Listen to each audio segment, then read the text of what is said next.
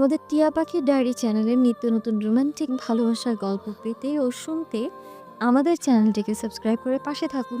ধন্যবাদ। কেমন ফুলা দেখে বিয়ে দিলেন যে কবুল বলতে বর পালালো। আহা গো, এখন মা এটার কি হইব রে। পাড়ার কাকি চাচিরা মুখে মুখে এমন কথা শুনে অবুঝ ছোট মেয়েটি খিলখিল করে হেসে ওঠে। যার জীবনের প্রথম দুঃখের সংবাদটিও তার কাছে মজার কোনো খেলা মনে হচ্ছে এখন। তার মায়ের চোখে তখন জল জমে, ঠোঁটে চাপা কান্না। এক কাকি ঠোঁট বাঁকিয়ে বলে ওঠে, দেখো কাণ্ড, মেয়ে আবার হাসিও লাগছে। বেহায়া মাইয়া কেমনে হাসে এমন অবস্থায়। নার্গিস আক্তার এবার জোর গলায় বললেন, কে বলেছে বর পালাইছে? তার কাজ আছে, তাই তাড়াহুড়ো করে চলে গেছে। তা শুনে কয়েকজন মুখ ভ্যাংচালো। তখন পাশ থেকে অনুতপ্ত স্বরে একজন মধ্যবয়স্ক লোক বলে উঠল, আমার ছেলেমণি ওর কাজের চাপ তাই চলে গেছে, আমরা তো আছি, ওকে নিয়ে যাব। আশা করি আমাদের অসুবিধা হয়নি। আমার কথা বুঝতে এবার আসতে পারেন আপনারা। তখন সব লোকজন কানাঘুষা করতে করতে চলে গেল। ফ্ল্যাশব্যাক। আমি একজন টিচার হয়ে বাল্যবিবাহ করব? তুমি ভাবলে কি করে আম্মু? আমি বিয়ে করতে পারবো না। ছেলের মুখে এমন কথা শুনে হু হু করে কেঁদে উঠল মালিহা দেওয়ান। কাঁদতে কাঁদতে বলল, দেখো, ওই মেয়ের মা ওই দিন রক্ত না দিলে তুই আজ এই পৃথিবীর আলো দেখতে পারতি না বাপ। তাই আমাকে বিলিয়ে সত্যি পেয়ে তুমি? বাবা, তুমি কিছু বলো তোমার বউকে, নাকি তুমিও সেই কথাই বলবে? রেজওয়ান দেওয়ান ছেলের কথা শুনে একটু নড়ে চড়ে বসলেন আর গলা খাকরি দিয়ে বলে উঠল, ঠিকই তো বলেছে ছেলে, সে বাল্যবিবাহ করবে কেন? তাকে কি তুমি অকালে শিশু পালন শেখাবে? যদি তুমি তাই চাও তো চলো শিশুটাকে ধরেই নিয়ে আসি। নিজের বাবার মুখে এমন কথা শুনে আরো রেগে গেল। মাথার চুল বেয়ে ঘাম ঝরতে শুরু করলো। হাতের রগগুলো ফুলে উঠল। কপালে দু আঙুল ঠেকিয়ে একটু শান্ত হওয়ার বৃথা চেষ্টা চালানো, কিন্তু অসক্ষম হলো। উঁচু গলায় বলে উঠল, আমি বলেছি যেহেতু বিয়ে করব না, তো করব না। আমি এখন এই মুহূর্তে ঢাকায় চলে যাব। বলেই সিঁড়ি বেয়ে উপরে উঠতে লাগলে তখনই তার মা উচ্চস্বরে বলে উঠল, তুই যদি এই বিয়ে না করিস তো আমার মরা মুখ দেখবি। বলেই রুমে চলে গেল। তার পিছন পিছন ছুটল রেজওয়ানও। নিজের রুমে এসে দরজা আটকে রুমের সবকিছু রাগের বশে ভাঙতে শুরু করলো মেহরাব। বিছানায় বসে তার ঘাড় অব্দি বেয়ে পড়া চুলগুলো খামচে ধরল রাগে। ঘাড় ডলতে শুরু করলো ক্রমশ। দরজার বাইরে থেকে বারবার রুম ধাক্কাচ্ছে তার মামা সিফাত শিকদার, কিন্তু তার সে খেয়াল নেই। একটা টাওয়াল হাতে নিয়ে ওয়াশরুমে ঢুকলো লম্বা শাওয়ার নিয়ে। আধা ঘন্টা পর বের হলো। রুমে এসেই জামা কাপড় প্যাকিং করতে শুরু করলো লাগেজে। 5 বছর পর লন্ডন থেকে দেশে ফিরে কলেজে জয়েন করেছে গত 2 মাস হলো মেহরাব দেওয়ান। বিদেশের উজ্জ্বল আলো, ব্যস্ত শহরের শব্দ আর ভিড় সবকিছু যেন এখন অতীতের কথা। তার চোখে আর কোনো উচ্ছ্বাস নেই, শুধু গভীর এক শান্তি আর অন্তর্নিহিত বিষণ্ণতা। কলেজের ছাত্রছাত্রীদের মুখে কখনো কৌতুক মিশ্রিত হাসি, কখনো বিরক্তি, তবুও মেহরাব শুধু নিঃশব্দভাবে তাদের সাথেই ব্যস্ততার সময় পার করছে। সে জানে তার জীবনে কিছুই আর আগের মতো নেই। ছুটি পাওয়ার খবর পেয়ে তার বাবা মায়ের জোরাজুরিতে নানুর বাড়ি ঢাকার একটি ছোট্ট গ্রাম, যেখানে এসেছে ছুটি কাটাতে। আজ প্রায় 1 সপ্তাহ হলো এসেছে নানুর বাড়িতে, আর এই সুযোগে তার মা এই কাণ্ড ঘটাবে তার অজানা ছিল।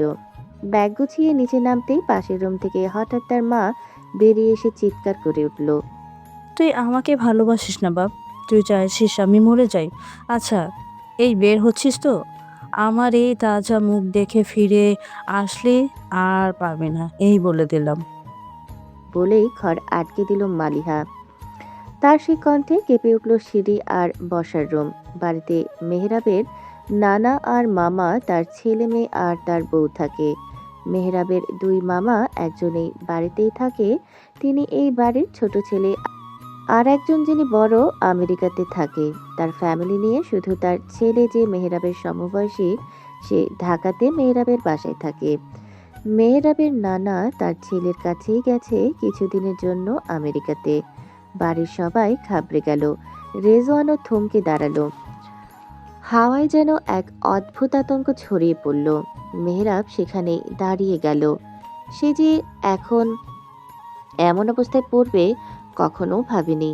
সবকিছু সাইডে রেখে সোজা তার মায়ের রুমের সামনে গিয়ে দাঁড়ালো। সবার জোরাজোরিতে আর নিজের ভেতরের ঝড় সামলাতে না পেরে মেহরাব হঠাৎ দরজা ধাক্কা দিয়ে বলে উঠল। আম্মু, আমি রাজি, প্লিজ তুমি কিছু করো না। 5 মিনিট যেন 5 যোগ হয়ে গেল। তারপর দরজাটা আস্তে করে খুলে গেল। দাঁড়িয়ে আছেন মালিহা, ভেজা চোখ আর ভার মুখ নিয়ে। কাপা ঠোঁট, ভেতরের কান্না আর একরাশ যন্ত্রণা নিয়ে তিনি তাকিয়ে রইলেন মেহরাবের দিকে। তা দেখে মেহরাব এক দীর্ঘশ্বাস ফেলল, কিন্তু মনে মনে মেয়েকে চরম গালিগালাজ দিল। বিকেলবেলায় সবাই মেয়ে বাড়িতে গেল। বিয়ে পড়ানো শেষ হতে মেহরাব উঠে চলে যেতে লাগছিল, কিন্তু মেয়ে পক্ষের সম্পর্কে সালাসালি হবে, তারা জোর করে মেয়ের ঘরে ঢুকিয়ে দরজা বন্ধ করে দেয়। তখন মেহরাব রাগে সামনে তাকাতেই দেখতে পেল এক ছোট্ট মেয়ে লাল শাড়িতে, মাথায় বড় ঘোমটা টেনে বিছানার কোণে বসে আছে। মেহরাবের চোখ ইতিমধ্যেই লাল হয়ে গেছে রাগে। দুহাতের মুঠো শক্ত করে ফেলেছে। দরজায় কয়েকবার কড়া দিয়েছে, কিন্তু উপাস থেকে শুধু কয়েকজনের চাপা হাসির আওয়াজ শোনা যাচ্ছে। হঠাৎ মেয়েটা বিছানা থেকে নেমে এলো। ধীরে ধীরে মেহরাবের দিকে এগিয়ে এসে পা ছুতে গেল, দাদিদের শেখানো সালামের মতো। কিন্তু অমনি মেহরাব রাগে ফেটে পড়ল। তার নরম হাতটি এক ঝটকায় ধরে দেওয়ালের সাথে চেপে ধরল। আরেক হাত দিয়ে মেয়েটির গলা চেপে ধরে তাতে দাঁত চেপে গড়ে উঠল। খুব শখ বিয়ে করার, হ্যাঁ? তুই জানিস আমার বয়স কত? আর তোর বয়স কত? বিয়ে করেছি বলে এই মনে করবি না যে আমি তোকে মেনে নেব। জীবনেও না। নেক্সট টাইম আমার চোখের সামনে পড়েছিস তো চড়িয়ে সেধে করে দেব, মাইন্ডেড। বলেই সে মেয়েটির গলা ছেড়ে দিল। মেয়েটি কাশতে কাশতে দেয়ালে হেলে পড়ল। চোখের কোণায় পানি জমে উঠল। এমন আচরণ সে হতভম্ব। সে তো শুধু তার দাদিদের শেখানো মতো পায়ে হাত দিয়ে সালাম করতে গিয়েছিল, অন্য কোনো উদ্দেশ্য ছিল না। ঘর জুড়ে এক অদ্ভুত নীরবতা নেমে এলো। মেহরাবের বুকের ভেতর ঝড় থামেনি, আর মেয়েটির চোখে জমে থাকা জল যেন সবকিছু ভাসিয়ে নিয়ে যেতে চাইছে। কয়েক মিনিটের পর দরজা খুলে দিল, আর মেহরাব হুড় হুড় করে ঘর থেকে বেরিয়ে চলে গেল। এইবার তার আর ঘরের দিকে নজর থাকলো না। সে পরিবারে ফিরে যাওয়া তো দূরের কথা, সোজা বাইরে গিয়ে গাড়ি নিয়ে ঢাকার উদ্দেশ্যে রওনা দিল। গাড়ির ইঞ্জিন গর্জন করলো, আর মেহরাবের মনও যেন সেই গর্জনের সাথে মিলেমিশে ঝড় উঠল। তার চলে যাওয়া মাত্রই বাড়িতে শুরু হলো কানাঘুষা। প্রতিবেশীরা, আত্মীয় স্বজন, এমনকি দূরের আভিজাত্য রেখার লোকজনও এই খবর শুনে বিস্ময়ে ফিসফিস করতে লাগলো। কেউ বলল, দেখ, নতুন বিয়ে করে বর চলে গেল, এ আবার কেমন কথা? কেউ আবার হাসিমুখে বলল, বড় লোক দেখে বিয়ে দিলে এখন বুঝলে কেমন লাগে? বর্তমান।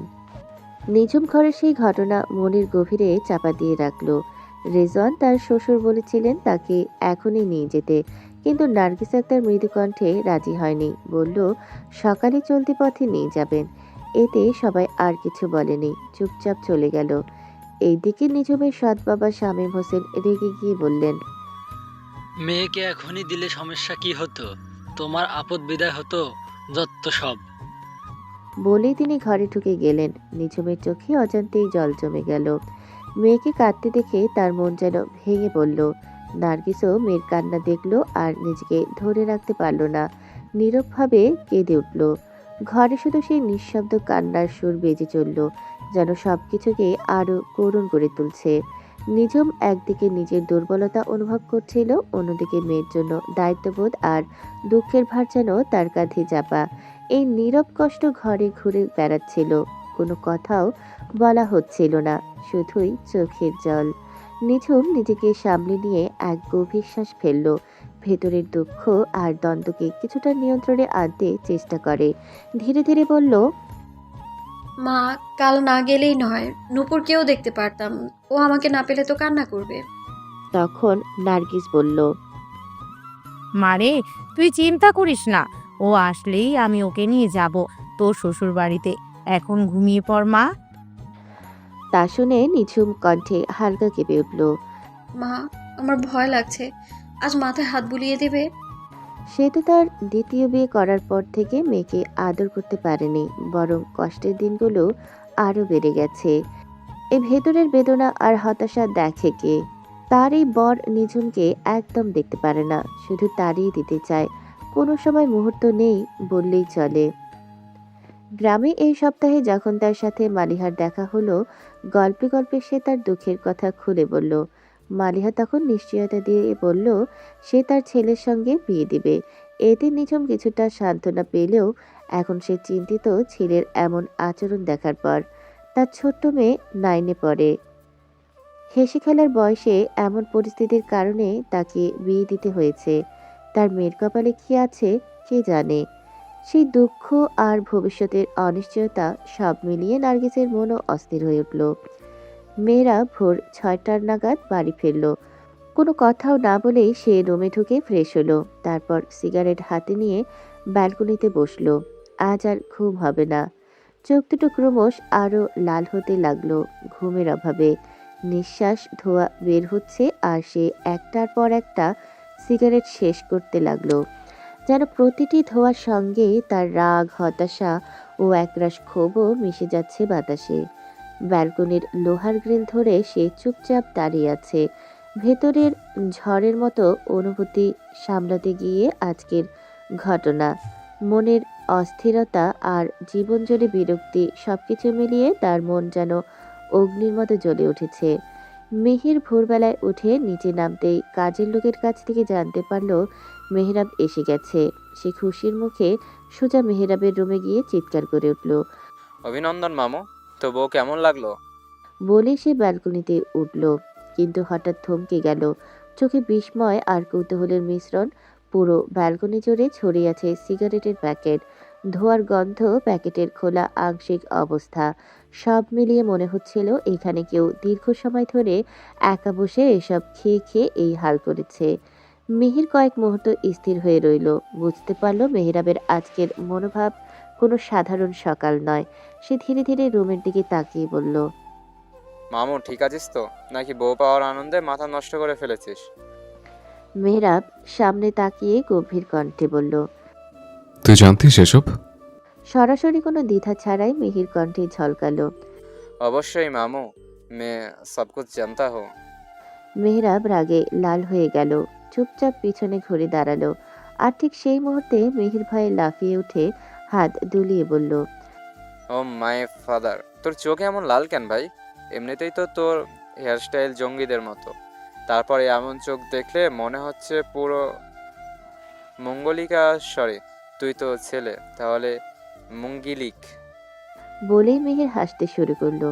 তার সেই উল্লাস, চঞ্চলতা আর কথার তীক্ষ্ণতা মেহরাবের রাগকে আরো উস্কে দিল। মেহরাবের মাথায় যেন রাগের আগুন চড়ে বসলো। চোখের লাল রং, ভাঙা মন আর মিহির অনভিপ্রেত হাসি সব মিলিয়ে রাগের আভাস যেন তুঙ্গে পৌঁছালো। হুট করে মেহরাব খাবলে ধরল মিহিরের চুল। মুহূর্তেই দুজনের মধ্যে টানাটানি শুরু হয়ে গেল। চিৎকার, রাগ আর হালকা আঘাতের ধাক্কাধাক্কি সব মিলিয়ে ঘর জুড়ে একটা অদ্ভুত উত্তেজনা ছড়িয়ে পড়ল। এক পর্যায়ে দুজনেই হাঁপিয়ে শ্বাস ফুলে গিয়ে থেমে গেল। মেহরাব বিছানায় গা এলিয়ে দিয়ে বসে থাকলো। মিহিরও শ্বাসকে সামলে বিছানার কোণে বসে রইল। মুখ ফুলিয়ে দুঃখ স্বরে বলল, আমাকে এ বয়সে টাকলা করলে বিয়ে করবে কে? ভাই, নিজে তো বিয়ে করে নিলি। মেহরাব রাগে চোখে আগুন ঝলমল করে বলল, চুপ থাক, নাহলে সত্যি সত্যি টাক বানিয়ে দেব। ভোরের নামাজ পড়ার জন্য নিঝুমের মা অন্য ঘরে গিয়েছিলেন। নামাজ শেষে মেয়েকে দেখতে এসে দেখলেন ঘরে নিঝুম নেই। দীর্ঘশ্বাস ফেললেন তিনি। প্রতিদিনই এই সময় মেয়েকে পাওয়া যায় না। হতাশ মুখে ফিরে গিয়ে ঘরের কাজকর্মে মন দিলেন নার্গিস। সাইকেলটা চালিয়ে নিঝুম পাড়ার শেষ মাথায় এসে পৌঁছালো। পুকুর ধারের পুরনো কাঁঠাল গাছটার নিচে এসে চাকা থামালো সে। প্রতিদিন ভোরে এই জায়গাটায় আসে নিঝুম। জানে না কেন জায়গাটা তার মনে অদ্ভুত এক শান্তি এনে দেয়। পানিতে ভাসা কুয়াশা আর ভোরের আলো মিশে যেন এক নিঃশব্দ গল্প বলে যায় তাকে। এই জায়গাটা আসার অভ্যাস নিঝুমের ছোটবেলা থেকেই। পুকুর পাড়ের এই নির্জনতা যেন তার পুরনো বন্ধুর মতো। চোখ বন্ধ করতেই ভেসে ওঠে কিছু ঝলমলে স্মৃতি। মায়ের হাত ধরে হাঁটা, কাদায় পা ডুবিয়ে হাসাহাসি, আর বিকেলে লুকোচুরি খেলার সেই সময়গুলো কেমন করে যে সব ফিকে হয়ে গেছে। তবুও এই জায়গাটা এখনো সেই পুরনো দিনের গন্ধ বয়ে আনে। বেলা 7টা বাজতে নিঝুম বাড়ি ফিরে এলো। বারান্দায় সাইকেলটা রেখে সামনে চোখ পড়তেই দেখলো রেজওয়ান দেওয়ান আর মালিহা দেওয়ান বসে আছেন উঠোনে। মালিহা দেওয়ান যখনই গ্রামে আসেন প্রায় নার্গিসের বাড়িতে আসেন, আর তখন নিঝুমের সাথে তার মিষ্টি কথোপকথন জমে ওঠে। আজও নিঝুম ছুটে গেল মালিহার দিকে, চঞ্চল কণ্ঠে বলল, আন্টি তুমি এসেছো? মালিহা হেসে নিঝুমের কান ধরে বললেন, এই মেয়ে আন্টি নয়, বলো আম্মু। নিঝুমের ছোট্ট মনে হয়তো পুরোটা বোঝার মতো বয়স হয়নি, তবুও সে হাসতে হাসতেই বলল। আম্মু। মালিহা খুশি হয়ে নিঝুমের বুকে টেনে নিলেন, আর দূর থেকে দাঁড়িয়ে নার্গিস শাড়ির আঁচল দিয়ে চোখের জল মুছতে লাগলেন। মেয়েটার সুখ দেখেই যেন বুকের ভেতরটা হালকা হয়ে উঠল, আবার কেমন জানি ভারীও লাগলো। নার্গিস সকালের নাস্তা নিয়ে হাজির হলো। নিঝুমের সামনে বসে নিজ হাতে খাইয়ে দিল মেয়েকে। খাওয়া শেষ হতেই নিঝুম মালিহার সঙ্গে গল্পে মেতে উঠল। এই ফাঁকে নার্গিস ঘরের ভেতর ঢুকে মেয়ের জামা কাপড় গোছানো ব্যাগটা নিয়ে বেরিয়ে এলেন। ব্যাগটা দেখে মালিহার চোখ স্থির হয়ে গেল। কিছু না বলে তিনি বাইরে থাকা ড্রাইভার কাকাকে ইশারা দিলেন। তিনি এসে নিঝুমের ব্যাগসহ সব জিনিস গাড়িতে তুলতে শুরু করলেন। নিঝুমের চোখে তখন সবকিছু ধরা পড়ছে। ছোট্ট চোখ দুটো হঠাৎ ঝলমল করে উঠল, মনে হলো বুঝে ফেলেছে সব। সে তাকিয়ে রইল মায়ের দিকে এক অদ্ভুত ভয়ের ছায়া নিয়ে। নার্গিসও আর নিজেকে সামলাতে পারলেন না, বুক ফেটে কান্না বেরিয়ে এলো তার মুখ দিয়ে। নিঝুম ছুটে এসে ঝাপটে ধরল মাকে, কাঁদতে কাঁদতে বলল, আম্মু আমি যাব না, আমি থাকবো তোমার কাছেই। কিন্তু নার্গিস জানে তার কিছুই করার নেই। নিঝুমের সৎ বাবা আজ ভোরেই বেরিয়ে গেছে, যাওয়ার আগে কেবল একটাই কথা বলে গেছে, আমি ফিরে এসে যেন ওই মেয়েটাকে আর না দেখি। নার্গিস সেই কথা শুনে এখনো কেঁপে উঠে ভেতরে ভেতরে, তবু চুপচাপ মেয়ের চুলে হাত বুলিয়ে দিলেন, একটা নিরুপায় মায়ের মতো যার নিজের সন্তানকেও আর আঁকড়ে ধরার অধিকার নেই। ভোরের আলো তখনও পুরোপুরি ফোটেনি। মেহরাব অনেক রাত পর্যন্ত জেগেছিল। ভোর 5টার দিকে চোখ লেগে এসেছিল একটু। ওপাশে বসে থাকা মেহেরটা দেখে আর বাতি জ্বালানো না, চুপচাপ জানালার পর্দা নামিয়ে দিল যেন আলো এসে মেহরাবের ঘুম ব্যাঘাত না ঘটায়। ঘরের ভেতর ছিল নিস্তব্ধতা, কেবল বাইরের রাস্তায় ভোরের হালকা হর্নের শব্দ ভেসে আসছিল। ঢাকার একদম নতুন দিনের শুরু। বেলা 8টা বাজতে মেহরাবের ঘুম ভাঙল। তাড়াহুড়ো করে ফ্রেশ হয়ে পোশাক পরে নিল। ওর সঙ্গে মেহেরও তৈরি হয়ে নিল। দুজনেরই গন্তব্য একই জায়গা, কারণ দুজনেই একই কলেজের শিক্ষক। রাস্তায় বেরিয়েই ঢাকার সকালের কোলাহল যেন তাদের চারপাশ ঘিরে ধরল, আর ব্যস্ত মানুষের ভিড়ে ভোরের শান্তিটুকু যেন হারিয়ে গেল। কলেজের গেটে ঢুকতেই একে একে ছাত্রছাত্রীরা সালাম জানালো। আসসালামু আলাইকুম স্যার। মেহরাব সামান্য মাথা নেড়ে জবাব দিল। মুখে কোনো হাসি নেই, তার চিরচেনা গম্ভীর ভাবটি যেন মুখের স্থায়ী ছাপ। মেহেরও পাশে হাঁটছিল। দুজনেই নীরবে অফিস রুমের দিকে এগিয়ে গেল। তাদের কেবিনে বসে মিহির ঘড়ির দিকে তাকিয়ে বলল। মেহরাব সংক্ষিপ্ত গলায় শুধু বলল, ভিড় এড়াতেই ভালো লাগে। কিন্তু আসলে ভিড় নয়। মেহরাব পালিয়েছে নিজের ভেতরের অস্বস্তি থেকে। বাবা মায়ের সামনে দাঁড়াতে যেন না হয়, তাই ইচ্ছে করেই তাড়াতাড়ি এসেছে। সকাল গড়িয়ে দুপুর। দেওয়ান বাড়ির বড় গেট পেরিয়ে প্রবেশ করলেন রেজওয়ান দেওয়ান, মালিহা দেওয়ান আর নিঝুম আক্তার। দীর্ঘ পথ বাড়ি দিয়ে এসে ক্লান্ত নিঝুমের মুখে তখন অবসাদের ছাপ, চোখে ঘুম, শরীরে ক্লান্তি। মালিহা তা লক্ষ্য করতে মেয়ের হাত ধরে কোমল গলায় বললেন, চল আগে ভেতরে যাই। দুজন ভেতরে ঢুকতেই বাড়ি যেন অস্বাভাবিক নিস্তব্ধ লাগলো। মালিহা চারপাশে তাকিয়ে বললেন, ওরা কোথায়? কাজের লোক এসে জানালো, আজ দুজনের কেউই বাসায় খেতে আসেনি আপা। একবার ফোন করে খবর নিয়েছিলেন, কিন্তু ঠিক মনে নেই মেহরাব স্যার নাকি মিহির স্যার। শুনে মালিহা নিঃশব্দে এক হতাশার শ্বাস ফেললেন আর বললেন, সালমা, তুই এই ভুলে যাওয়া স্বভাব কবে ঠিক করবি বলতো? সালমা বোকার মতো শুধু হাসলো। তারপর নিঝুমের মাথায় আলতো হাত বুলিয়ে বললেন, তুমি একটু বিশ্রাম নাও মা, ক্লান্ত লাগছে নিশ্চয়। নিঝুম কোনো কথা না বলে মাথা নেড়ে গেস্ট রুমের দিকে চলে গেল। বিছানায় বসতেই চোখ দুটো ভারী হয়ে এলো। মনে হলো পৃথিবীটা ঘুরে থেমে গেছে হঠাৎ। এক অচেনা শহর, অচেনা মানুষজন, অচেনা জায়গা, কেমন শূন্য শূন্য অনুভব হচ্ছে। আর মালিহা নিজের ঘরে ফিরে জানালার পাশে দাঁড়িয়ে রইলেন। বাইরের রোদে ঝলমলে দুপুরের মাঝে যেন একটা অদ্ভুত শূন্যতা ঘিরে ধরেছে তাকে। নিঝুম কোনো মতে ফ্রেশ হয়ে দুপুরের নামাজ আদায় করলো। তারপর শরীরটা এমন ভার লাগতে শুরু করলো যে আর এক মুহূর্ত চোখ খোলা রাখতে পারল না। বিছানায় শুয়েই যেন ঘুম তাকে জড়িয়ে ধরল নিঃশব্দে। এর মাঝেও মালিহা ২-৩ বার এসে মেয়েকে জাগানোর চেষ্টা করলেন। নিঝুম মা, একটু কিছু খেয়ে নাও।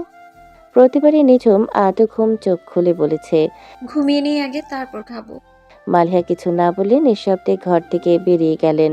বিছানার পাশে রেখে গেলেন এক গ্লাস পানি আর ঢাকা দেওয়া প্লেটে খাবার, যদি মেয়েটা একটু পরে জেগে ওঠে। বাইরে তখন বিকেল নামছে। জানালার ফাঁক দিয়ে রোদের শেষ আলো ঘরে ঢুকে নিঝুমের মুখে পড়ছে নরমভাবে। আর ঘুমের ভেতরেও মেয়েটা যেন কোথাও হারিয়ে যাচ্ছে, নতুন এক জীবনের অনিশ্চয়তার শুরুতে। বিকেলবেলায় রিজওয়ান দেওয়ান হাঁটতে বের হলেন। গত ১ সপ্তাহের বেশি সময় গ্রামে কাটিয়ে আসায় তেমন হাঁটাহাঁটি হয়নি। ডায়াবেটিক্সের জন্য নিয়মিত হাঁটাচলা জরুরি, তাই আজ একটু দীর্ঘ পথই ঠিক করলেন তিনি। ওদিকে নিঝুমের ঘুম ভাঙল। বিকেলের হালকা আলোয় চোখ খুলে কিছুক্ষণ ছাদের দিকে তাকিয়ে রইল। তারপর উঠে নামাজ পড়ে নিল। ওড়নাটা মাথায় সুন্দরভাবে গুছিয়ে নিয়ে বেরিয়ে গেল বসার ঘরের দিকে। চারপাশে তাকিয়ে শহরের বাড়িঘর, দেয়াল, সাজানো আসবাব সবকিছু দেখে একটু অবাক হলো। সবকিছু কত সুন্দর, মার্জিত, তবুও কেমন যেন বদ্ধ মনে হয়। তার মনে পড়ল গ্রামের খোলা মাঠ, কাশফুলে ভরা পুকুর পাড় আর বিকেলের সোনালি রোদে মায়ের ডাক। ভাবতেই মনটা কেমন জানি ভার হয়ে এলো। ঠিক তখনই মালিহার স্নিগ্ধ গলায় ডাক ভেসে এলো। কিরে মা, এইদিকে আয়। কিছু খাসনি এখনো? আয় খেয়ে নে। নিঝুমও বিনা কথায় চলে এলো। লক্ষ্মী মেয়ের মতো খেতে বসলো। খাওয়া শুরু করলে মালিহা তার মাথায় হাত বুলিয়ে দিয়ে কোমল গলায় বললেন, শোনো মেয়ে, আজ থেকে এটাই তোমাদের বাড়ি, যা ইচ্ছে তাই করবে, তবে বাইরে একা একা বের হবে না, ঠিক আছে? নিঝুম মাথা নাড়িয়ে সম্মতি জানালো।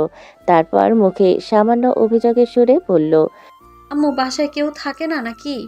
কেমন ভুতুরে বাড়ি মনে হচ্ছে। মালিহা হেসে ফেললেন।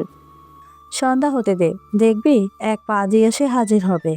আর তোর বরণ্যত মানে তোর আবু কাকির বাসায় গেছে, ফোনে জানিয়েছে এই তো আসছে বলেছে। তুই এখন খেয়ে নে, আমার তো অনেক কাজ বাকি। নিঝুমও কিছু না বলে চুপচাপ খেতে শুরু করলো। তার চোখে তখনও একরাশ কৌতূহল, এই নতুন শহর, এই নতুন বাড়ি আর অজানা কিছু মুখের অপেক্ষায়। সন্ধ্যা করাতে তখনও প্রায় ঘন্টাখানেক বাকি। মিহির আর মেহরাব বাড়ির গেট দিয়ে ভেতরে ঢুকলো, কিন্তু ভেতরে পা রেখে মিহির হঠাৎ থেমে গেল। এই ভাই, বলছিলাম কি, কিছু দেখলি নাকি? কণ্ঠে কাঁপুনি কথা শেষ করে ঢোক গেল সে। মেহরাব তখন ফোনে মুখ গুজে শান্ত গলায় বলল। নাথিং। মেহের এবার ভয় সামলে বামের দিকে তাকাতেই চোখ বড় বড় হয়ে গেল। আর মুহূর্তে মেহরাবকে জড়িয়ে ধরল। ভাই, পেয়ারা গাছে ভূত, দেখ না পা দুলাচ্ছে কেমনে। ও আল্লাহ, আমি এখনো বিয়ে করি নাই, আমাকে অকালে বউহারা করো না গো। মেহরাব বিরক্ত হয়ে বলল। বেয়াদব, ছাড় বলছি। কই কি দে। কথা শেষ করার আগে ওর দৃষ্টি থেমে গেল। বাড়ির বাগানের বড় পেয়ারা গাছটার ডালে বসে আছে এক ছোট্ট মেয়ে। সাদা জামা, কোমর অব্দি নেমে আসা ঘন কালো চুল আর এক হাতে পেয়ারা ধরা। সে আয়েশ করে পা দুলিয়ে পেয়ারা খাচ্ছে এই সন্ধ্যাবেলায়। দৃশ্যটা এতটাই অস্বাভাবিক যে মুহূর্তে মেহরাবের মাথায় আগুন জ্বলে উঠল। বড় বড় পা ফেলে সে এগিয়ে গেল গাছটার দিকে, আর পেছনে ভয়ে কাঁপতে কাঁপতে মেহেরও সাহস জুগিয়ে পিছু নিল। হেই মিসক্রেন্ট গার্ল, অন্যের বাড়িতে চুরি করছো? নামো বলছে। মেহের এবার ভয়ভীতি ভুলে বামে তাকিয়ে ছোট ছোট চোখে অদ্ভুত করে বলল, কে তুমি? ভূতের রানী? নিঝুম খাওয়ার সময় বিরক্ত মেজাজে পা উঠিয়ে বসল। সে খাওয়া শেষে বাড়িতে একা একা লাগায় নীরবে দরজা খুলে চুপি চুপি বাইরে বেরিয়ে আসে। আশেপাশে তাকিয়ে এক পলকে পেয়ারা গাছটা দেখে তার চোখ ঝলসে উঠল। গ্রামে তো গাছ দেখলে সে কেমন করে যে এক লাফে উঠে পড়ে সে কথা মনে পড়ে যায়। কোনো কার্পণ্য নেই, নিঝুম ঝট করে পেয়ারা গাছে উঠে গিয়ে বসলো ও পেয়ারা খেতে শুরু করলো। নিচে মেহরাবের গম্ভীর পুরুষ কণ্ঠের কোনো কথা শুনতে পেয়ে নিঝুম নিচে তাকালো। নিচে তাকিয়ে চোখ বিস্ময়ে বড় করে সে চিৎকার করে উঠল। ওরে বাবা, বাড়িতে জঙ্গি ঢুকেছে! আম্মু, আম্মু, জলদি আসো! চিৎকার শুনে সবাই এক মুহূর্তের জন্য স্তব্ধ। স্বস্বরের বাগান, সন্ধ্যার নীরবতা আর সেই হঠাৎ নিন্দুক চিৎকার একসাথে মিশে অদ্ভুত উত্তেজনা তৈরি করলো। মেহরাব রীতিমতো রেগে চোখ লাল হয়ে উঠেছিল। নিঝুম তখন নিচের ডালে বসেছিল, তাই মেহরাবের জন্য ধরতে অসুবিধা হয়নি। এক টানে দুই হাত দিয়ে সে নিঝুমকে ধরল, ঝাঁপিয়ে নামিয়ে নিয়ে গালে শক্ত চর বসিয়ে দিল। নিঝুম, যিনি জীবনে এত শক্ত চর আগে কখনো খায়নি, মাথা ঘুরতে লাগলো। মনে হচ্ছিল সোজাসুজি পড়ে যাবে, কিন্তু মেহরাব হাত ঝাঁকি দিয়ে ততক্ষণে চিৎকার করলো। এই, তুমি কাকে জঙ্গি বললে? উত্তর দাও এখনই। সেই মুহূর্তে বাড়ির ভেতর থেকে রেজওয়ান আর মালিহা চলে এলো। রেজওয়ান অবাক চোখে বাইরের দৃশ্যটা দেখে হালকা কণ্ঠে বললেন। কি হচ্ছে এখানে? মালিহা খানিকটা শান্ত স্বরে বললেন, নিঝুম মা, তুই ওইদিকে কখন এলি? কে হয়েছে? নিঝুম চুপ করে মাথা নত করে মেহরাবের রাগ আর প্রহরী নজর দেখে এখন আর পালানোর সাহস নেই। সে এখন রীতিমতো মেহরাবকে ভয় পাচ্ছে। সে কাঁদো কাঁদো কণ্ঠে বলে উঠল। আম্মু, জঙ্গি! মেহরাবের মারতে দেরি হলো না, জোরে আবারও আরেকটা চর বসিয়ে দিল নিঝুমের ফর্সা গালে। মেয়েটা এবার ব্যথার চোটে ফুপিয়ে কেঁদে উঠল। মেহরাব রেগে তার মাকে বলে উঠল, হয় এই মেয়ে থাকবে এই বাড়িতে, নয়তো আমি। এখন বলো তুমি কে চাও? মালিহা বিস্ময় চোখে তাকিয়ে তার ছেলেকে বললেন, দেখ বাবা, ও ঢাকা শহর চিনে না, তারপর আবার ছোট মানুষ। এরকম করিস বাবা? মেহরব, তুমি এমন কথা বলছো কেন? ছোট মানুষ ও। মেহরাব তার বাবা মায়ের কাছে এই কথা যেন শোনার অপেক্ষায় ছিল। তা শোনা মাত্রই উচ্চ স্বরে বলল, ওকে ফাইন। বলেই বাড়ির ভেতরে চলে গেল। তাকালেন তার বউয়ের অমন হতাশার মুখ দেখে, আর কিছু বলল না, সোজা চলে গেল। মিহিরও সাথে চলে গেল। মালিহা নিঝুমের মাথায় হাত বুলিয়ে বলে উঠল, মারে, একটু দেখে শুনে কথা বলবে তো? ও তোর বর হয়তো। নিঝুম কান্নারত কণ্ঠে বলে উঠল। আম্মু, আমার বর তো দেখতে ভালো না। নিঝুমের এমন বোকা বোকা কথা শুনে মালিহা মাথায় হাত দিলেন, আর ভাবলেন মেয়েটা একবারের ছোট্ট আবারও বলে উঠল, তুই এই ভর সন্ধ্যাবেলায় গাছে উঠছিলি কেন? আম্মু, আমার ভালো, আমি গ্রামেও উঠেছি কত। মালিহা দুচোখ করে তাকিয়ে দেখল নিঝুমের ফর্সাকালে চরের দাগ বসে গেছে একদম। অসহায়ের মতো চেয়ে থাকতে দেখে নিঝুম মালিহার দিকে তাকিয়ে বলল। আম্মু, চলো ভেতরে যাই। তারপর দুজনেই চলে যায়। ভেতরে মালিহা নিঝুমকে রুমে নিয়ে গালে মলম লাগিয়ে দেয়। এর মাঝেই মিহিরের গলার আওয়াজ পেয়ে মালিহা নিঝুমকে রুমে বসিয়ে বের হয়ে আসতেই দেখে মেহেরা ব্যাগ নিয়ে সিঁড়ি দিয়ে নামছে। রেজাউন তা দেখে বলে উঠল, মেহরাব, পাগলামি করো না, ছোট মানুষ বুঝতে পারেনি। আমি তো বড় বাবা, পাগলামি করার কোনো উপায় পাই না তো। আমি আজ থেকে ফুবির বাড়ি থাকবো, সেখান থেকে কলেজ যেতে অসুবিধা হবে না। আমি আসছি বাবা। মেহরাব, রাগের মাথায় কি কাজ করেছিস? তুই শান্ত হ। খালামণি দেখছো তো? মেহরাব একবার তার মায়ের দিকে তাকিয়ে দেখে তার মা নিঃশব্দে দাঁড়িয়ে আছে। তা দেখে বলল, তোর খালামুনি এখন নতুন মেয়ে পেয়েছে, আমার আর কি প্রয়োজন? বলে ব্যাগ নিয়ে বেরিয়ে গেল বাড়ি থেকে। সাথে মেহেরও ছুটল। তা দেখে মালিহা নিঃশব্দে চোখের জল ফেলল। আর রেজওয়ান তার ছেলের যাওয়ার পানে তাকিয়ে তার বউকে বলে উঠল, বাইরের একটা মেয়ের জন্য নিজের ছেলেকে ঘর ছাড়া করলে। বলে রেগে চলে গেলেন তার ঘরে।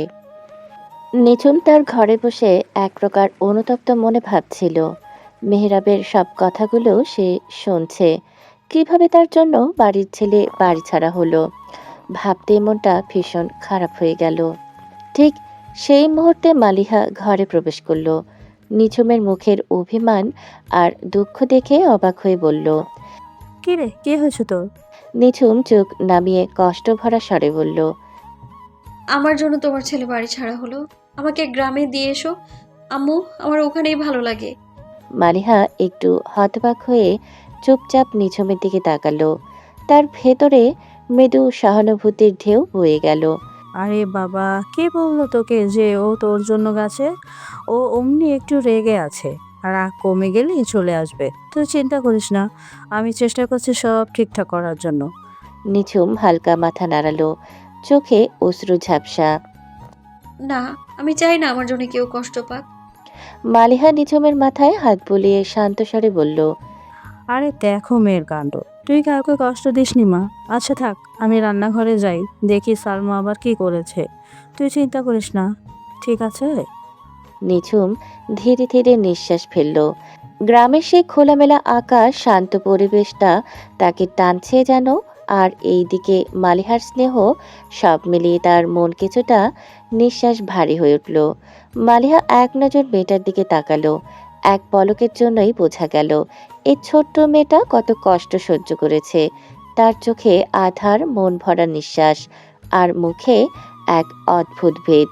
এর জন্য দোষারোপ করার আগেই নিজের কাঁধে নিয়ে বসে থাকে। নিঝুম ঠোঁট থেকে তার সৎ বাবার কত অত্যাচার সহ্য করেছে, তা নিঝুমের মা মালিহার কাছে গল্প করেছিল। তা শুনে মালিহা তাকে শহরে নিয়ে এসেছে, নিজের কাছেই রাখেনি শুধু। এবার তাকে একটা সুন্দর জীবন দিতে হবে, যাতে তার মন শান্তি পায়। মেহরাব গাড়ি পার্কিং করে হেঁটে চলে এলো ফুপুর বাড়ির গেটের সামনে। অক্টোবর মাসের শেষের দিকে হওয়ায় রাতের বাতাসে হালকা ঠান্ডা ভাব। কাঁধে ব্যাগ, চোখে রাগ, আর মুখে গভীর নিঃশব্দ অভিমান। গেট খুলতেই কাজের লোক দরজা খুলে বলল, বাবা, আপনি এই সময়? মেহরাব কিছু না বলে সরাসরি ভেতরে ঢুকে গেল। ড্রয়িং রুমে বসেছিলেন ফুপু রাইমা, চা খাচ্ছিলেন টিভি দেখতে দেখতে। হঠাৎ চোখে পড়তে বিস্ময় বলে উঠলেন, কিরে বাবা মেয়েরাব, এই সন্ধ্যায় ব্যাগ হাতে কোথাও গিয়েছিলি নাকি রে? মেহরাব মুখ নামিয়ে মৃদু কণ্ঠে বলল, না ফুপি, কোথাও না, তোমার কাছেই থাকবো কিছুদিন। এখান থেকে কলেজ যেতে কষ্ট হবে না। ফুপু অবাক হয়ে চায়ের কাপটা নামিয়ে রাখলেন। বাবা, কিছু হয়েছে নাকি? চোখ মুখ এমন লাগছে কেন? মেহরাব গম্ভীর চোখে সোজা সোজা গেস্ট রুমে যেতে লাগলে আরো বলল, বাড়িতে আমার জায়গা নেই ফুপি। মা এখন নতুন মানুষ পেয়েছে, আমাকে না দেখলে শান্তি মেবি। আমি থাকতে চাচ্ছি না ওখানে আপাতত। রাইমা নিঃশব্দে দীর্ঘশ্বাস ফেললেন আর বুঝলেন নিশ্চয়ই কিছু একটা হয়েছে। মেহরাবের চাবার পানে তাকিয়ে তাকে বললেন, বাবা, মায়ের মন বুঝতে শিখ। ওরা রাগ করে, কিন্তু বুকের ভেতরটা সন্তানদের জন্যই কাঁদে। মেহরাব রাগে দাঁতে দাঁত চেপে বলল, ফুপি, তোমার প্রবলেম হলে বলো, আমি অন্য কোথাও যাই। রাইমা আর কিছু বলল না। মেহরাবের যা রাগ ততক্ষণিক নিজেকে সামলে নিয়ে বলল, আচ্ছা বাবা, আর কিছু বলবো না। তো যতদিন মন চাই তুই থাক। তুই রুমে গিয়ে ফ্রেশ হয়ে আগে খেয়ে নে। মেহরাব কিছু না বলে ব্যাগটা নিয়ে ঘরের ভিতরে চলে গেল। একটা নির্লিপ্ত মুখ, কিন্তু চোখের ভেতর ভীষণ অস্থিরতা। রাতের খাওয়া শেষে ঘরে একা বসে জানালা দিয়ে বাইরে তাকিয়ে থাকলো সে।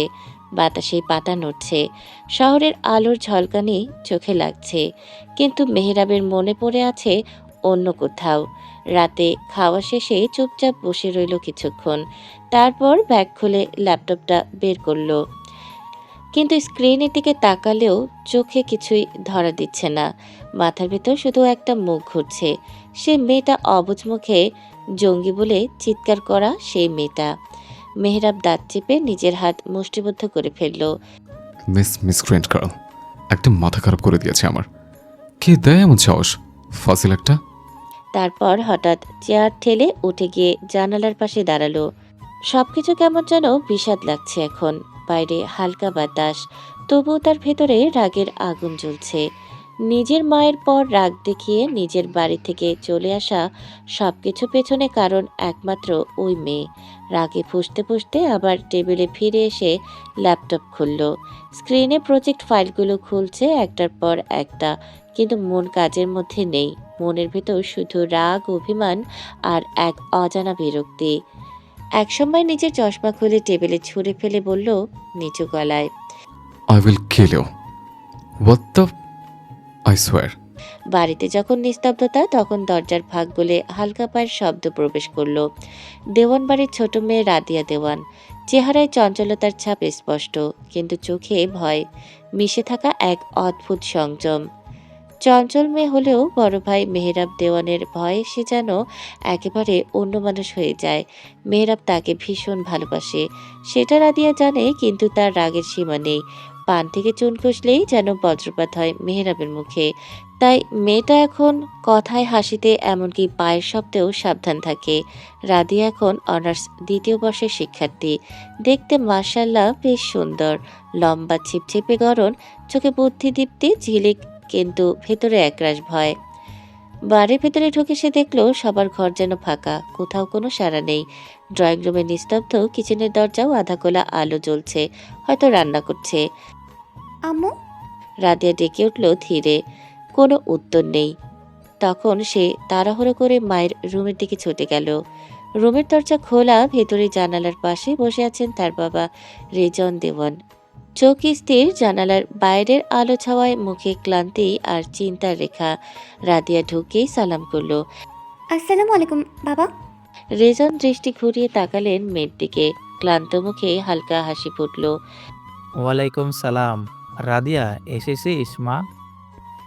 রাদিয়া কাছে গিয়ে ধীরে বসে পড়ল। কৌতূহল আর দুষ্টুমি মেশানো কণ্ঠে বলল, বাবা, বাসায় সবাই কই? আর নতুন ভাবি কই? বলার সঙ্গে সঙ্গে চোখে দুষ্টু ছেলে, কিন্তু কিন্তু পরক্ষণেই নিজের ভুল বুঝে ঠোঁট কামড়ে চুপ করে গেল। রেজন হালকা দীর্ঘশ্বাস ফেললেন, মুখে একরাশ অনুতাপ মেশানো তিক্ত হাসি। রেজন দেওয়ান হালকা গলায় বললেন, বাড়ির সবাই আছে মা, শুধু তোর ভাই বাদে। রাদিয়া অবাক হয়ে চোখ বড় করে তাকালো। কেন? ভাই আবার কোথায় গেল? রেজনের মুখে তখন বিরক্তির ছায়া, কণ্ঠে ক্লান্তি জমে আছে। তোর মাকে গিয়ে জিজ্ঞেস কর, একটা কই থেকে বাচ্চা নিয়ে ফয়দা করতে। তাকে দেখেই মেহরাব কেঁপে গেছে, রাগের মাথায় বাড়ি ছেড়ে চলে গেছে। রাদিয়া এক দৃষ্টিতে বাবার মুখের দিকে তাকিয়ে রইল, যেন কিছুই বুঝতে পারছে না। তার চোখে বিস্ময়, হতাশার সুরে বলে উঠল, ভাইয়া কোথায় গেছে? খবর পেয়েছো? রেজন চুপচাপ কিছুক্ষণ তাকিয়ে থেকে জানালার বাইরে দৃষ্টি স্থির রাখলেন। তারপর ভারী গলায় বললেন, হ্যাঁ, শুনেছি তোর ফুফুর বাসায় আছে নাকি। তোর ফুফু ফোনে জানিয়েছে। রাদিয়া বোকার মতো বসে রইল কিছুক্ষণ, তারপর ফিসফিস করে বলল, ভাইয়ার এত রাগ কই থেকে যে আসে কে জানে তা। রেজন কিছু বললেন না, শুধু দীর্ঘশ্বাস ফেলল। রাদিয়া ট্রে হাতে নিয়ে কিট রুমের সামনে এসে থামলো। মালিহা রাতের খাবার নিয়ে নিঝুমের রুমে দিয়ে আসতে গেলে চলতি সময় রাদিয়ার সাথে দেখা হলো সেই নতুন ভাবিকে। দেখার জন্য নিজেই খাবার দিতে আসে। দরজাটা আধখোলা, তাই নক না করেই ভেতরে ঢুকে গেল। ঘরে ঢুকতেই তার চোখ আটকে গেল এক দৃশ্যে। একটা মেয়ে আয়নার সামনে দাঁড়িয়ে ওপর পৃষ্ঠ হয়ে চুল বেনি করছে। চুলগুলো কোমর ছুঁই ছুঁই, একদম কালো চকচকে। বিকেলের আলোয় মেয়েটার গায়ের ফর্সা রং যেন আরো উজ্জ্বল লাগছে। রাদিয়া অবাক হয়ে তাকিয়ে রইল, মনেই ভাবল, এই মেয়ে আমার ভাবি? এই তো দেখতে একদম বাচ্চা বাচ্চা। মনে মনে হাসি চাপতে না পেরে মুখে হালকা মুচকি হাসি ফুটে উঠল। ভাবি? নিঝুম চুল বেনি করতে করতে হাত থামালো। তারপর ঘুরে তাকাতেই চোখে মুখে অবাক ভাব। একটা মেয়ে দরজার পাশে দাঁড়িয়ে ট্রে হাতে তাকিয়ে আছে। মুহূর্তে নিঝুমের মনে পড়ল, আম্মু তো বলেছিল এক আপু আসবে। নিঝুম হেসে বলল, আপনি আম্মুর মেয়ে তাই না? রাদিয়াও হাসলো। আমি রাদিয়া। তুমি নিঝুম মানে নতুন ভাবি তাই না? নিঝুম মাথা নাড়িয়ে বলল, হ্যাঁ, আপনি বসুন আপু। রাদিয়া ট্রেটা টেবিলে রেখে বলল, না না, আমি এসেছি তোমার জন্যই। খেয়ে নাও আগে, আম্মু খুব চিন্তা করছিল। খাওয়া শেষ করো, তোমার সাথে গল্প করব কিন্তু আজ। নিঝুম শুনে বেশ খুশি হলো। মাথা নাড়িয়ে সেও সম্মতি জানালো। দুজনের মধ্যে হালকা এক মিষ্টি নীরবতা নামলো। নিঝুমের মুখে হাসির ঝলক আর রাদিয়ার চোখে কৌতূহল। এই মেয়েটি যার কারণে ভাই বাড়ি ছেড়ে গেছে, সে এমন শান্ত, এমন সরল, তাহলে ভাইরা করার কারণ তো দেখছি না। আজব ভাই আমার। মনে মনে ভীষণ গালি দিল তার ভাইকে। রুমের ভেতর যখন হালকা হাসি ঠাট্টার এক নরম পরিবেশ, নিঝুম আর রাদিয়া ধীরে ধীরে কথা বলছে, মাঝে মাঝে দুজনেই হেসে উঠছে। ঠিক সেই সময় দরজায় ঠক ঠক শব্দ। আসতে পারি কি ভূত রানী? রাদিয়া ভ্রুকুচকে দরজার দিকে তাকিয়ে বলল। মিহির ভাই। তার কণ্ঠে বোকা বোকা ভাব আর একটু বিরক্তিও ছিল। নিঝুম কিছু বোঝার আগে দরজার পাশে দাঁড়ালো ছেলেটি। হেসে রুমে ঢুকে পড়ল। কালো প্যান্ট, হালকা শার্ট, মুখে এক চঞ্চল হাসি, যাকে সন্ধ্যায় মেহরাবের সাথে দেখেছিল। রাদিয়া হালকা রাগ দেখিয়ে বলল, মিহির ভাই, আপনি ভাবির নামটা ভূত রানী দিলেন কেন? মিহির মুচকি হেসে কাঁধ ঝাঁকালো। বাপরে, আজ যা হয়েছিল আমাদের বাড়িতে, ভাবলাম এক ভূত এসে উঠেছে, তাই একটু ভাবছিলাম দেখি সেই ভূত রানী কেমন। নিঝুম প্রথমে কিছু বুঝে উঠতে পারল না, কিন্তু পরে নিজের কথা মনে পড়তে মুখ লাল হয়ে গেল। ঠিক তখনই সে দেখল মিহিরের চোখ তার দিকে পড়েছে। তাড়াতাড়ি মাথায় ওড়না টেনে নিল, যেন চোখ এড়িয়ে যেতে পারে। মিহির হালকা হেসে কিছু না বলে রুমের একপাশে দাঁড়ালো, যেন মেয়েটাকে অস্বস্তিতে না ফেলে। তার দৃষ্টিতে কৌতূহল, কিন্তু কথায় ভদ্রতা। রাদিয়া হেসে বলল, মিহির ভাই, আপনি চা খাবেন? আমি বানিয়ে আনি। মিহির বলল, চা লাগবে না, শুধু দেখতে চেয়েছিলাম আমাদের নতুন অতিথি আসলে ভূত নাকি মানুষ। নিঝুমের মুখে হালকা হাসি ফুটে উঠল। ভূত হলে তো এতক্ষণে আপনাকেই ভয় দেখাতাম।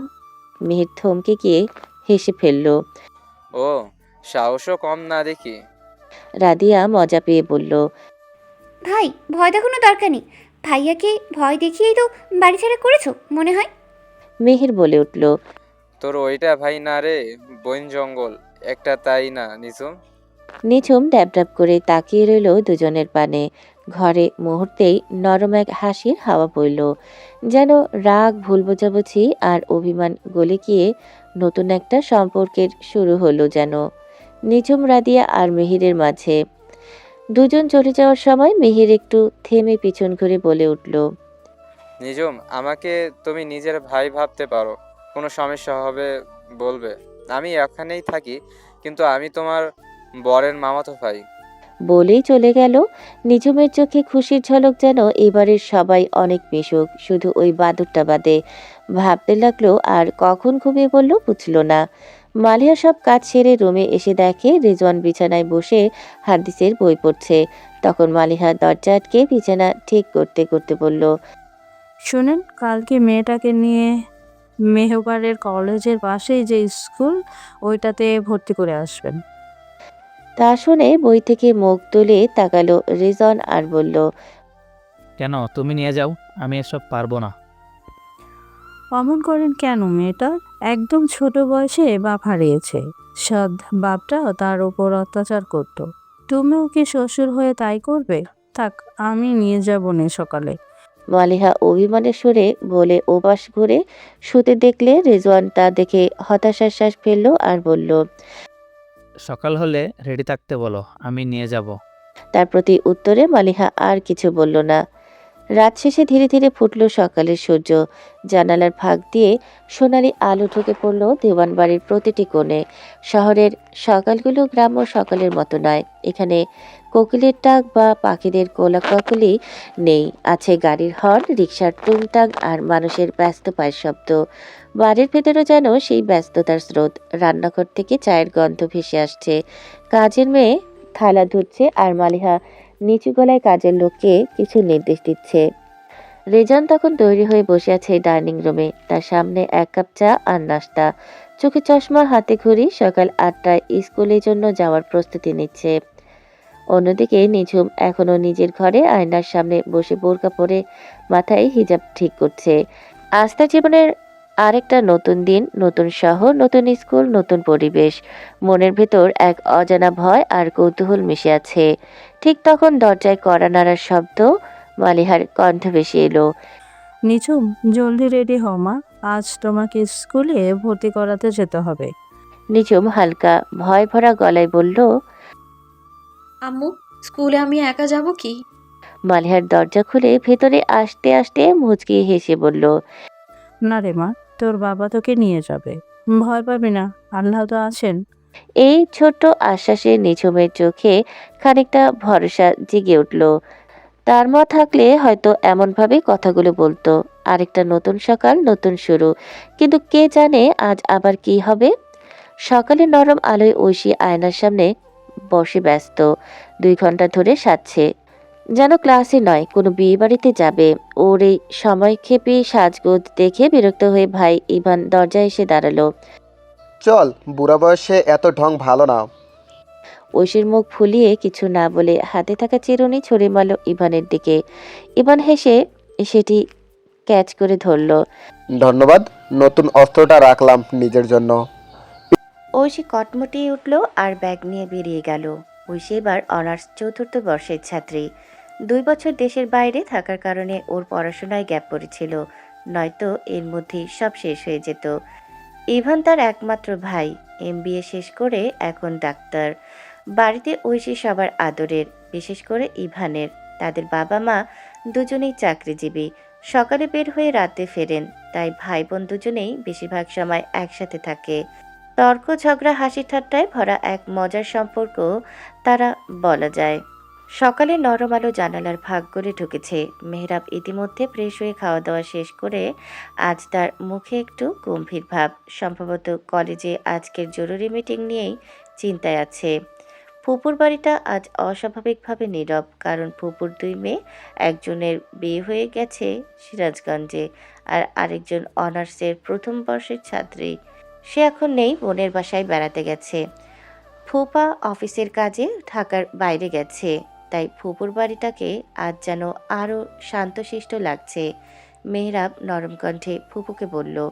ফুপু চায়ের কাপটা টেবিলের উপর রেখে দিয়ে বললেন, যা বাবা, সাবধানে যাস। ঘড়িতে তখন 8টা বাজে। আজ কলেজে জরুরি মিটিং, সব শিক্ষকেই উপস্থিত থাকতে হবে। ফাইল হাতে মেহরাব বেরিয়ে পড়ল গাড়ি নিয়ে।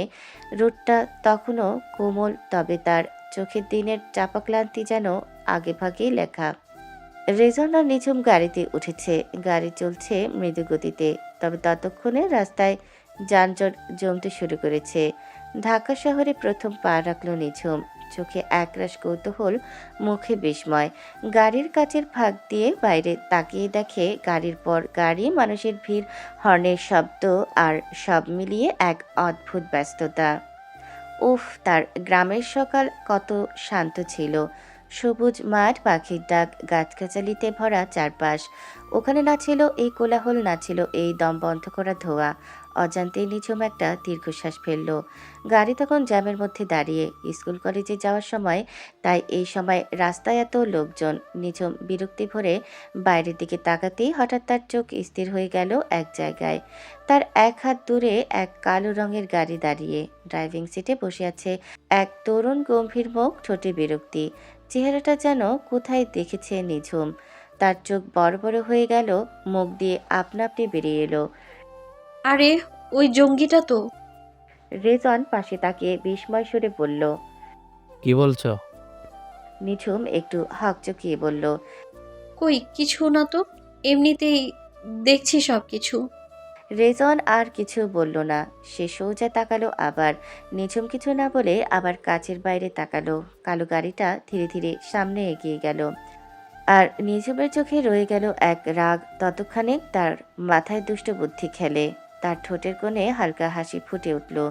ব্যাগ থেকে ধীরে টুক করে বের করলো পানির বোতল। রেজওয়ান সামনের সিটে বসায় কিছুই বুঝল না। এক পলক সামনে তাকিয়ে নিঝুম হিসেব কষল, তারপর খুব সতর্ক বোতলটা খুলে সামান্য পানি হাতে নিল। চোখে একরাশ কৌতুকের ঝিলিক, তারপর ছুঁড়েই মারল মেহরাবের গাড়ির খোলা কাচের উপর। টুপ করে পানি ছিটকে গিয়ে পড়ল মেহরাবের খোলা কাচ দিয়ে ভেতরে। সিটে এসে লাগলো তার শার্টে মুখে। মেহেরাব চোখ বড় বড় করে চারদিকে তাকালো। রাগে মুখমণ্ডল লাল হয়ে উঠল। তারপর তরতর করে বলে উঠল। What the? ঠিক তখনই নিঝুম ঝাট করে নিচু হয়ে গাড়ির সিটের নিচে মুখ লুকিয়ে ফেলল। বুকের ভেতর ধক ধক শব্দ। ঠোঁট কামড়ে হাসিটা চেপে রাখার প্রাণপণ চেষ্টা, তবুও চোখে মুখে ফুটে উঠেছে এক অজানা দুষ্ট তৃপ্তি। মেহরাব শার্ট ঝাড়তে ঝাড়তে আশেপাশে চোখ বুলিয়ে নিল। এক মুহূর্তে তার দৃষ্টি গিয়ে ঠেকল এক চেনা গাড়ির দিকে। পেছনের সিটের কাঁচ খানিকটা খোলা, আর ভেতরে কেউ যেন মাথা নিচু করে লুকিয়ে আছে। মেহরাব চোখ শুরু হয়ে এলো ঠোঁটের কোণে চাপা গজগজানি, কিন্তু ঠিক তখনই জ্যাম ছেড়ে গাড়িগুলো চলতে শুরু করলো। নিঝুম ধীরে মাথা তুলতেই ধরা খেল সামনের গাড়ি থেকে মেহরাব তাকিয়ে আছে ঠিক তার দিকেই। চোখে এমন দৃষ্টি যেন এই মুহূর্তেই গিলে ফেলবে তাকে। কিন্তু নিঝুমের মুখে ফুটে উঠল এক বিজয়ী হাসি। চুপি চুপি এক ভেঙচি কাটলো মেহরাবের দিকে। তা দেখে রাগে গাড়ির স্টিয়ারিং জোরে পাঞ্চ করলো মেহরাব, আর বিড়বিড় করে বলে উঠল। আই সোয়ার, একবার সামনে পাই জ্যান্ত চিবিয়ে খাবো। মিস্ট্রেন্ট গার্ল। মিটিংয়ের জন্য দেরি হয়ে যাবে, নয়তো শার্টটা বদলে নিত, কিন্তু সময় নেই। তাই সেই ভেজা শার্টেই গাড়ি স্টার্ট দিল মেহরাব। রাগের মাথায় যেন আগুন চড়ে বসলো, চোখে একরাশ বিরক্তি। কলেজে গেটে ঢুকতেই সামনে পড়ল মেহের ব্যাগ কাঁধে হেলান দিয়ে দাঁড়িয়ে। মেহরাবকে দেখেই ভ্রু কুচকে মাথা থেকে পা অবধি একবার স্ক্যান করে দিল।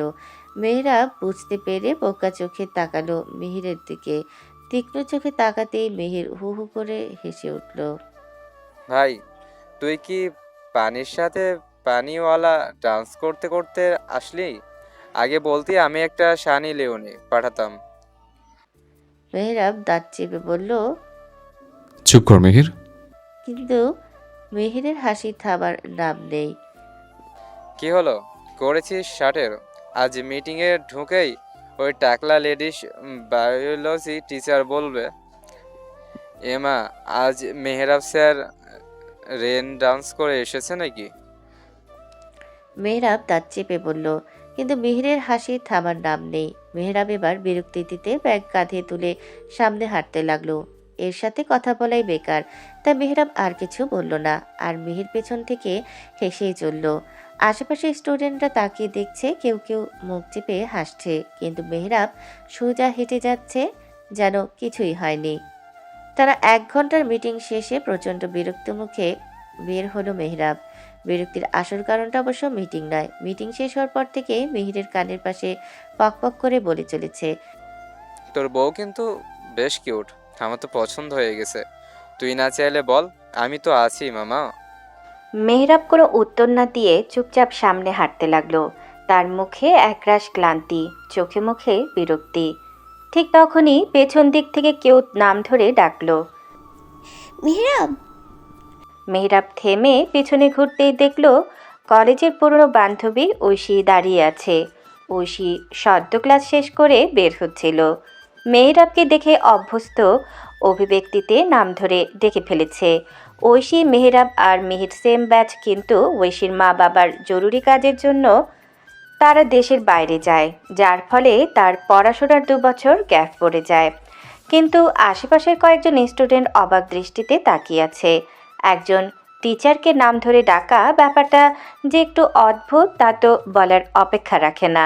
পরিস্থিতিটা বুঝে মেহির বিরক্ত স্বরে বলে উঠল, এখানে কি হচ্ছে, সার্কাস চলছে নাকি? তার ধমকানিতে সবাই দ্রুত সরে গেল। ঐশী হালকা লজ্জায় নিচু হয়ে চিবুক কামড়ালো, তারপর কান ধরে পড়ল, সরি মেহরাব, জানতাম তুই এখন টিচার, তবু পুরনো অভ্যাসটা ভুলে যাইনি, ভুল করে ডেকে ফেলেছি, সরি। মেহরাব হালকা হাসি দিয়ে বলল, ইটস ওকে। কবে এলে দেশে তুই? ঐশী কাঁধ ঝাঁকিয়ে বলল, এই তো সপ্তাহখানেক হলো, তোকে তো চিনতেই পারলাম না, টিচার হয়ে গেছিস এখন। তারপর ঠোঁট ফুলিয়ে শিশুসুলভ মুখ করে যোগ করল, আর আমি দেখ এখনো স্টুডেন্ট। মেহরাব কিছু বলার আগে মিহির মুখ ঢেকে নাটকীয়ভাবে বলল, আহারে, দেশে ফিরিয়েও কেউ মনে রাখলো না যে এখানে মিহির নামে একটা অসাধারণ মানুষ বাস করতে। বলেই সে একটা অতিরঞ্জিত দুঃখের মুখ বানালো। ঐশী হেসে ফেলল। হেসেই বলল, তুই ঠিক আগের মতোই পাগল রয়ে গেছিস মিহির। চল পাশের রেস্টুরেন্টে গিয়ে বসি, গল্প করি সবাই। মিহির সঙ্গে সঙ্গে রাজি হয়ে মাথা নাড়ল। হ্যাঁ হ্যাঁ, চা খাওয়া যাক, আমি বিল দিচ্ছি। কিন্তু মেহেরাব মুখ গম্ভীর করে বলল, না, আমার এখন কাজ আছে, তোরা যা। তার কণ্ঠে এমন এক দৃঢ়তা ছিল যে মুহূর্তে ঐশীর মুখের হাসিটা একটু নিস্তেজ হয়ে গেল। একটা অদ্ভুত নীরবতা নেমে এলো তিনজনের মাঝে। মেহেরাব হাঁটতে হাঁটতে গাড়ির দিকে পা বাড়ালো। তার পেছনে মিহির আর ঐশী গল্প করতে করতে হাঁটছে। ঠিক তখনই মিহির একটু উঁচু গলায় ঐশীকে শুনিয়ে বলল, আরে ওর বাসায় এখন বউ আসে তো, তাই দৌড় দিচ্ছে। নতুন বিয়ে করেছে, বুঝতেই তো পারছিস। ঐশী থমকে গিয়ে অবাক চোখে মেহেরাবের দিকে তাকালো। কি সত্যি বিয়ে করেছে? তার চোখে হালকা বিস্ময় আর কৌতূহল। তাহলে তো একদিন বউ দেখতেও যেতে হবে। মেহরাব রাগে চোখ বড় বড় করে তাকালো মিহিরের দিকে। চোখে সেই চেনা ঝিলিক যেন যেন এখনই গিয়ে এক ঘা বসিয়ে দেবে। কিন্তু ঠোঁট শক্ত করে কিছু বলল না, চুপচাপ হাঁটতে থাকলো। মিনিট দুই হাঁটার পর সামনে রাস্তার ধারে এক ঢেলা গোবর পড়ে থাকতে দেখে মেহরাব শুকনো মুখ বাঁকালো। আর তখনই মিহির ব্যস্ত ঐশীর সঙ্গে গল্পে হাসতে হাসতে তাকাচ্ছে অন্যদিকে। সে হালকা এক ল্যাং মেরে দিল মিহিরকে। মুহূর্তেই ধপাস, মিহির মুখ থুবড়ে পড়ে গেল সরাসরি সেই গোবরে। ঐশী মুখে হাত দিয়ে হতবাক হয়ে তাকিয়ে রইল। তারপর হেসে লুটোপুটি খেতে লাগলো। মেহরাব সে একবারও পেছনে না তাকিয়ে গাড়িতে উঠে দরজা বন্ধ করলো। চোখে মুখে সেই ঠান্ডা বিজয়ের হাসি।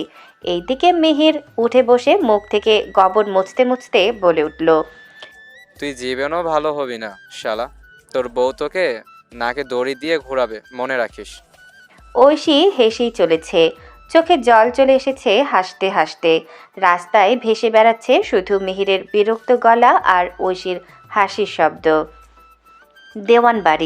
দেওয়ানবাড়িতে আজ কেমন যেন শান্ত এক বিকেল। আধা ঘন্টা আগেই রেজওয়ান নিঝুমকে নিয়ে ফিরেছে। স্কুলে ভর্তি করানো শেষ, আগামীকাল থেকে নতুন স্কুলে যাবে নিঝুম। কিন্তু তার চোখে যে আনন্দ সেটা কেউ বুঝল না। রেজওয়ান খুব কম কথা বলে, বিশেষ করে নিঝুমের সঙ্গে তো প্রায় নেই বললেই চলে। বাড়ি ফিরে গাড়ি থেকে নেমে কেবল বলেছিল, তোমার রুমে যাও, কাল সকালে স্কুলে যেতে হবে।